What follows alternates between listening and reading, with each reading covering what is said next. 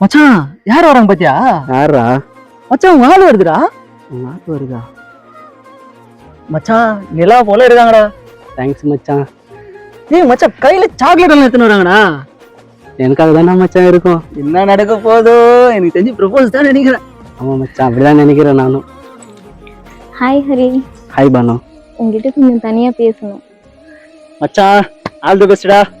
Thanks மச்சான். டேய் எங்க மச்சான் நில்றா மச்சான். டேய் இங்க வேணா பானு, அங்க போய் உட்காந்து பேசலாம் வரியா? சரி.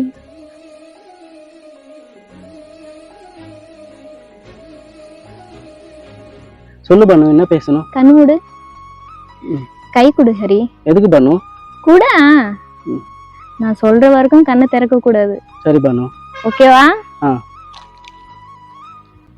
திறக்க கூடாது. சரி பானு.